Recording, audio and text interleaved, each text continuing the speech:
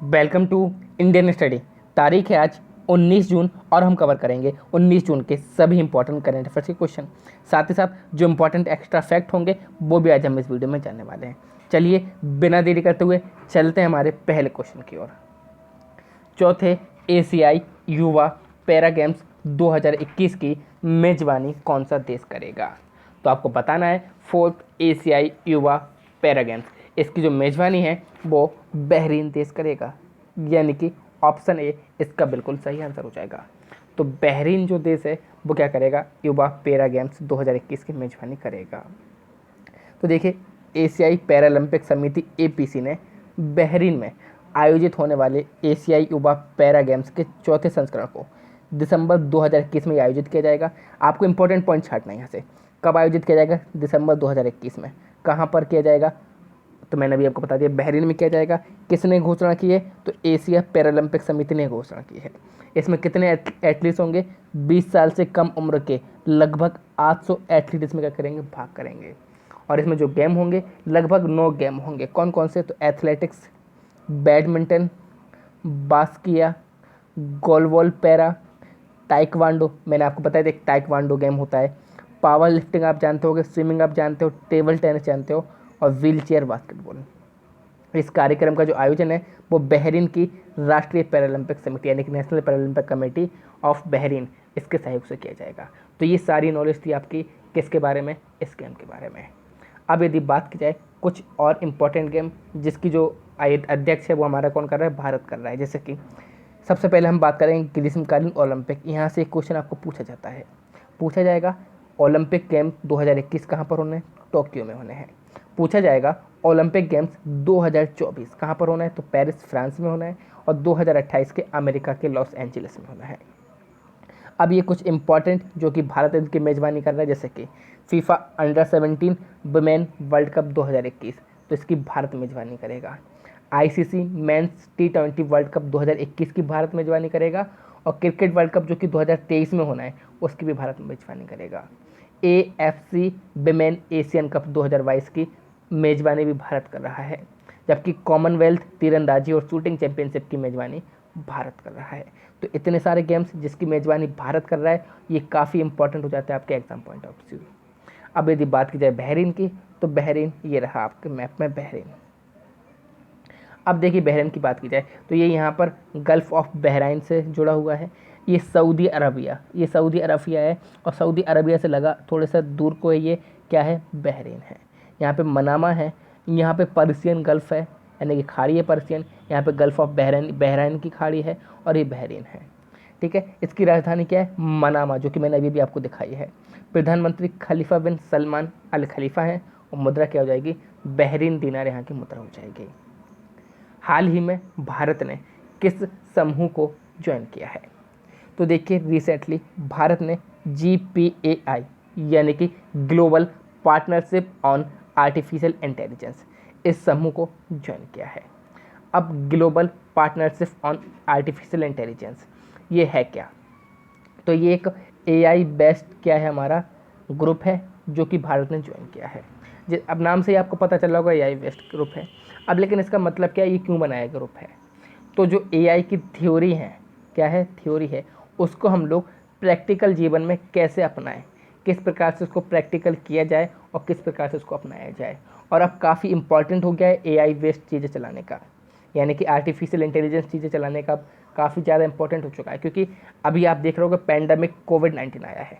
अब कोविड-19 ऐसी बीमारी थी कि मरीज के पास डॉक्टर जाने भी कतरा रहे थे। तो ऐसे में हम लोग आर्टिफिशियल बेस्ड पे जो रोबोट बनते हैं उनको यूज़ में ले रहे हैं। तो इस टेक्नोलॉजी को ज़्यादा से ज़्यादा इम्प्लीमेंट करने के लिए ये ग्रुप बनाया गया है। उस ग्रुप का नाम क्या है? GPAI है। अच्छा, ये ग्रुप बनाया गया है तो इसमें कौन कौन से मेंबर होंगे, तो बात करते हैं। तो इस ग्रुप का पूरा नाम मैंने आपको बता दिया है, और जो भारत ने ज्वाइन किया है इसको फाउंडिंग मेंबर की तरह ज्वाइन किया है। किस मेंबर की तरह? फाउंडिंग मेंबर की तरह ज्वाइन किया है। और इसके जो मेंबर हैं कौन कौन है? G7 कंट्री के जितने भी मेंबर हैं वो हैं, और साथ ही साथ में स्लोवेनिया देश है। ये छोटा सा देश है, लेकिन इसके बारे में आपको बताता हूँ कि यूरोप कॉन्टिनेंटल में एक छोटा सा देश है स्लोवेनिया। तकरीबन 20 लाख इसकी क्या होगी? जनसंख्या होगी। तकरीबन 20 लाख जनसंख्या होगी इसकी, लेकिन ये पूरे यूरोप को लीड कर रहा है। लेकिन किस में, आर्टिफिशियल इंटेलिजेंस के रूप में, यानी कि एआई के क्षेत्र में ये पूरे यूरोप को लीड कर रहा है। काफ़ी टेक्नोलॉजी में ये बढ़ गया है। स्लोवेनिया एआई की जो टेक्नोलॉजी है ना उसमें काफ़ी आगे बढ़ गया है। इसी कारण इस ग्रुप में इस छोटे से देश को भी क्या किया गया है, शामिल किया गया है। अब G7 कंट्री के जो मेंबर हैं उनकी जो लिस्ट है वो आपको कमेंट बॉक्स में बतानी है। ये आज आपके लिए होमवर्क है। देखिए ये आपके लिए होमवर्क है और होमवर्क को अच्छी तरह से निभाइएगा। काफ़ी इंपॉर्टेंट करंट अफेयर चल रही है आप लोगों के लिए।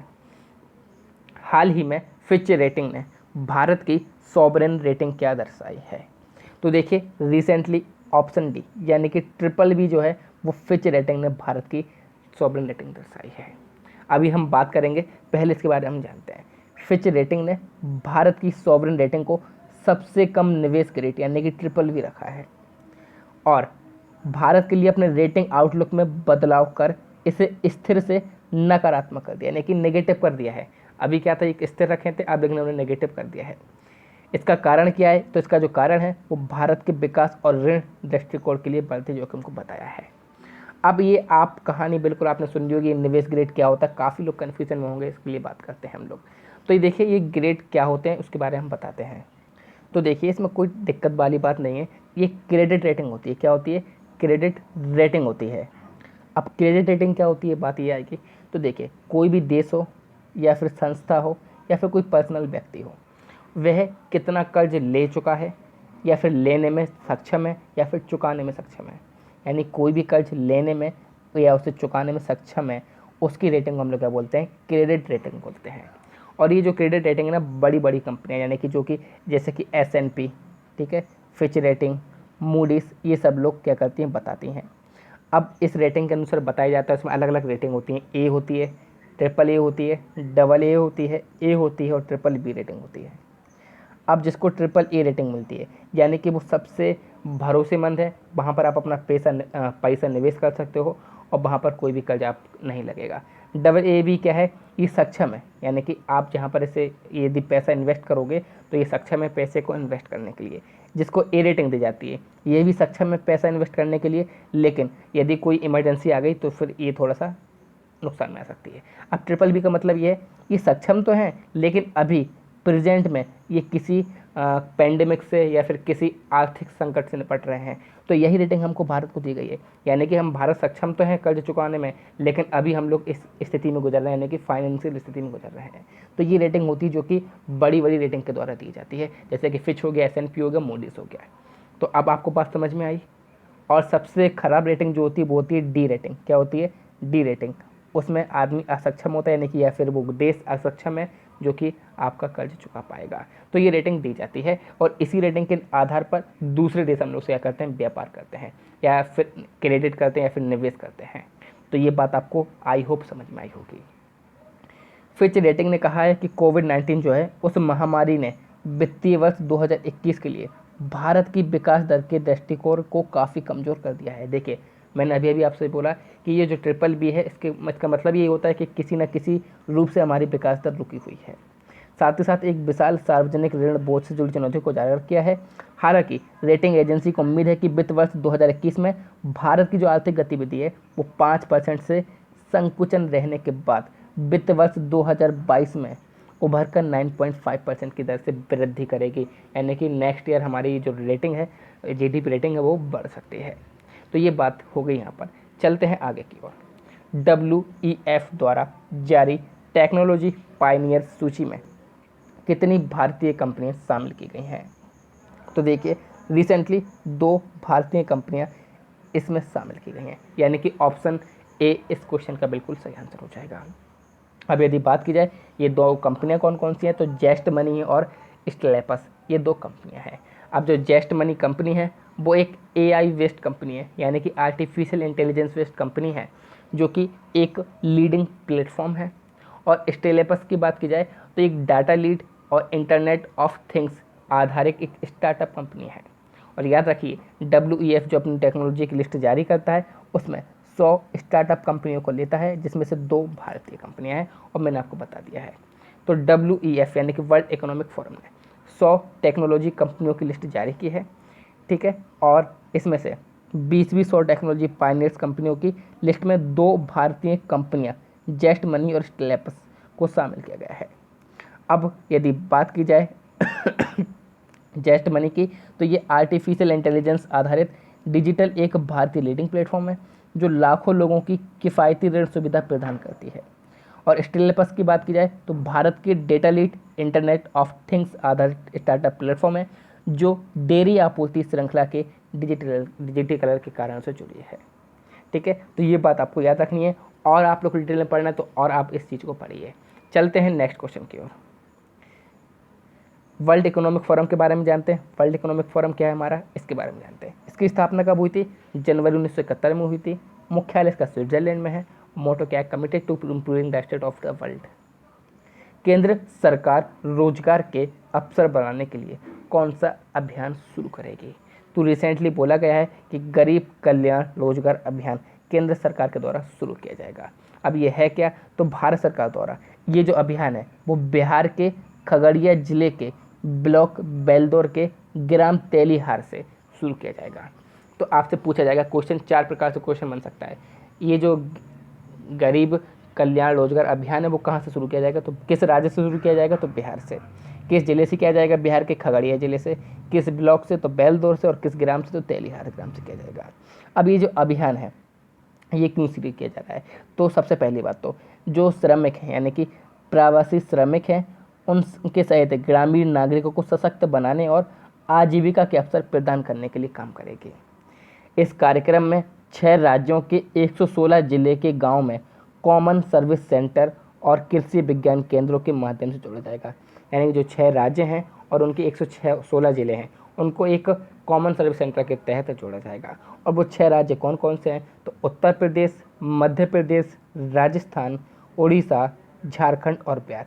ये क्या है? ये 6 राज्य हैं जिनको इसमें जोड़ा जाएगा। और शुरुआत कहाँ से की जाएगी? बिहार से की जाएगी। किस जिले से की जाएगी? तो खगड़िया जिले से की जाएगी। और किस ग्राम से की जाएगी? तो ग्राम तेलीहार से की जाएगी। नेक्स्ट क्वेश्चन को चलते हैं। अब यदि और इसकी बात करें, डीपली बात करें तो ये अभियान 125 दिनों तक चलने वाला अभियान होगा। यानी कि कब तक चलेगा? 125 दिनों तक चलेगा।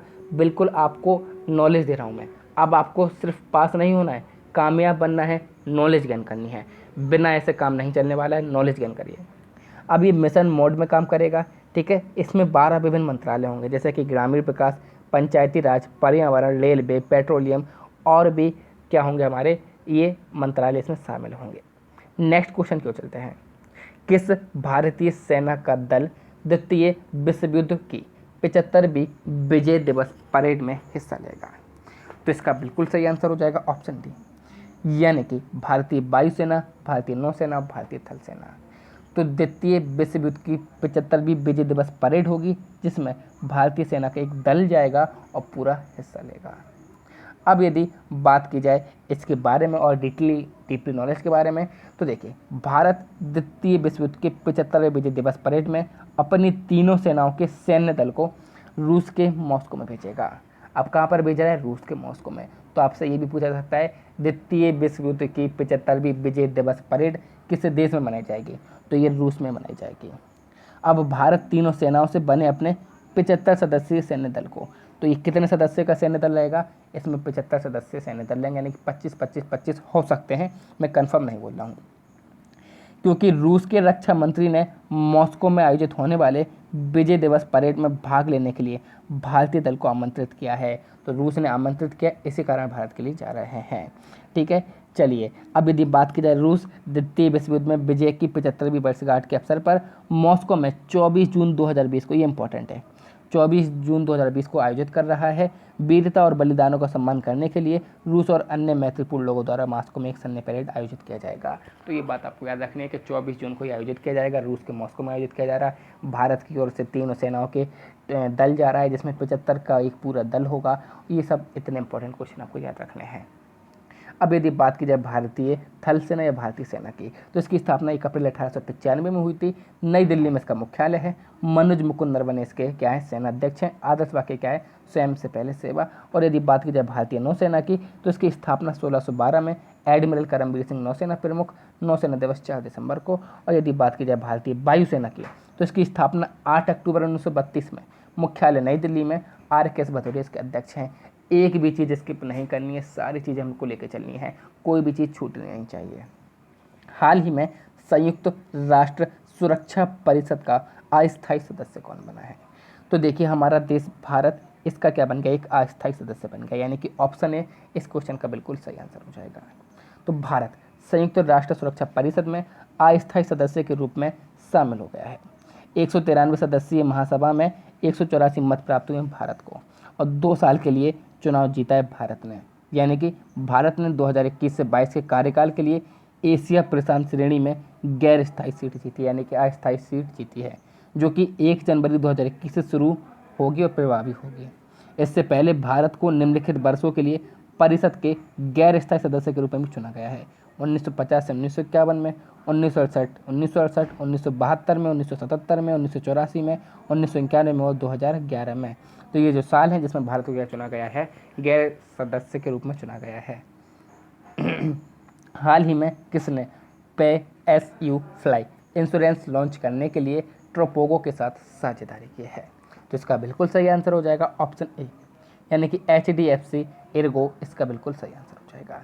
HDFC Ergo general insurance company है एक, जिसने भारत में ड्रोन मालिकों के लिए भारत का पहला PSU फ्लाई नामक इंश्योरेंस लॉन्च करने की क्या की है, ट्रोपोको लिमिटेड के साथ साझेदारी की है। और ये ट्रोपोको लिमिटेड है वो UK स्थित क्या है, एक टेक्निकल कंपनी है या फिर टेक बोल सकते हैं। अब ये जो है पॉलिसी वो थर्ड पार्टी लाइबिलिटी क्लेम के लिए जीवन आश्वासन देती है, जो वाणिज्यिक ड्रोन मालिकों और ऑपरेटर को ऑन डिमांड की पेशकश की जा सकती है। इसमें से इंपॉर्टेंट क्वेश्चन यही है कि HDFC ने क्या किया है, UK की स्थित कंपनी है जिसका नाम है ट्रोपोगो लिमिटेड, उसका साझेदारी की है, और किसके लिए, तो ड्रोन मालिकों के लिए की है। इसका नाम क्या है, तो इसका नाम है PSU फ्लाई, ये इसका नाम है। अब यदि बात की जाए, ये बीमा पॉलिसी जो है वो संपत्ति के नुकसान और शारीरिक चोटों से बचाएगी, जो सर्वेक्षण, मैपिंग, निगरानी, आपदा राहत पहल, नागरिक प्रशासन सेवाओं, त्योहारों और कार्यक्रमों के दौरान उपयोग संबंधी प्रबंधन और यात्रा और पर्यटन दृष्टि से कर सकती है।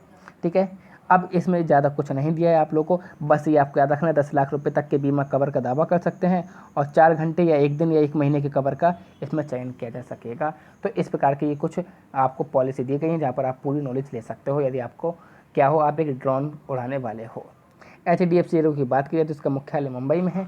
इसके MD श्री रितेश कुमार हैं। मैं आपको बता ही चुका हूँ ये जनरल इंश्योरेंस कंपनी है। इसका टैगलाइन क्या है, हर पल आपके साथ, ये इसका टैगलाइन है। कल का प्रश्न जो मैंने किया आपसे पूछा था तो क्या था, अमेरिकी सैन्य अकेडमी से स्नातक की उपाधि लेने वाली पहली सिख महिला, तो अनमोल नारंग बनी थी, यानी कि इसका सही आंसर ऑप्शन ए था, जो कि सभी लोगों ने आंसर दिया था। नेक्स्ट क्वेश्चन यानी कि आज के प्रश्न को चलते हैं, जिसका आंसर आप लोग कमेंट बॉक्स में देना है, और जिस प्रकार से मैं डिटेल दे रहा हूँ उसी प्रकार से आप लोग को भी डिटेल में आंसर देना है। तो क्या है, किसने शारजहां ऑनलाइन अंतर्राष्ट्रीय शतरंज चैंपियनशिप जीती है? तो इसका सही आंसर आपको कमेंट बॉक्स में देना है। साथ ही साथ यदि वीडियो आपको पसंद आता है तो प्लीज़ लाइक कीजिए, शेयर कीजिए, सब्सक्राइब कीजिए इंडियन स्टडी के हिंदी यूट्यूब चैनल को। Thank you all of you. जय हिंद, जय भारत।